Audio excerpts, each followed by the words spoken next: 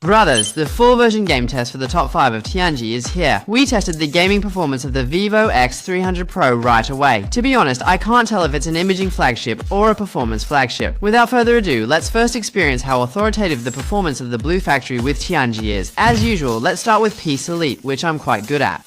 Similarly, with around 20 people, the gunfight starts at 120 frames. Stopping at the tag claim, I want to first show you its scheduling strategy. The ultra-large core usage is perfect, all around 80%. Most importantly, the early gunfight frequency is also very close, reaching about 2.7 GHz, resulting in a perfect average frame rate of 119, perfectly continuing the performance of the previous generation. Generally, flagships only have the option for 120 frames. I believe it's not performance that's limiting it. If given a high refresh rate, it can easily maintain stability. What surprised me the most this year is that its touch optimization seems to have been upgraded again. Even in 120 frames mode, its responsiveness is not inferior to the 144 frames performance flagship. I highly suspect it's due to the 509 S6 linear motion dual rendering architecture. The improvement in rendering efficiency, combined with its ultra-sensitive touch and the switch to a flat screen this year, makes the operation experience noticeably more comfortable. As an imaging flagship, achieving these details is truly commendable. After playing for 1 hour, the battery dropped by 19%. The ambient temperature was around 25 degrees, and the actual temperature reached about 42 degrees.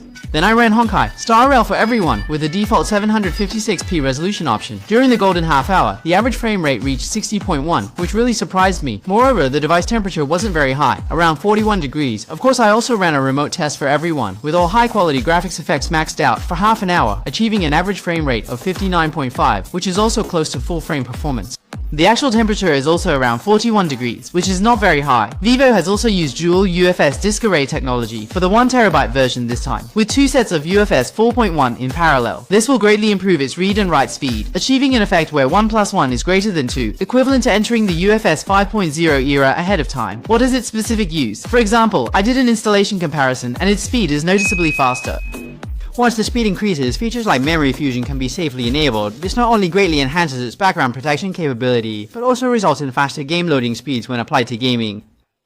As an imaging flagship, the main focus this time is still its imaging capability. The main camera has been upgraded to the Sony LYT-828, also featuring a 1.28 over 1 inch large sensor. Compared to the 818, this time it mainly improves the dynamic range. During the National Day holiday, I went out and took some sample photos. Whether it's the high contrast during the day or the bright RGB billboards at night, it can better preserve the highlight details. This time it also features a Thanos level 200 million ultra clear telephoto directly placed in the primary menu for added convenience. Finally, the X300 Pro is equipped with the VS1 chip along with the Smart Imaging V3 Plus, fully maximizing the imaging algorithm, bringing this 200 million pixel telephoto to a new height. You can see that there will be a very powerful cropping space in post-production, and even secondary compositions can have very clear details. Besides imaging, other configurations have not been cut down, and compared to the previous generation, it's a normal iterative upgrade. This generation finally comes with ultrasonic fingerprint unlocking as standard across the board, and it's ultrasonic 2.0, even dirty water can with the rapid unlocking. Additionally, the large X-axis motor has been upgraded, enhancing the vibration sensation by another level. The battery has also increased to 6,510 mAh, still with 90-watt fast charging, and upgraded to 40-watt wireless charging.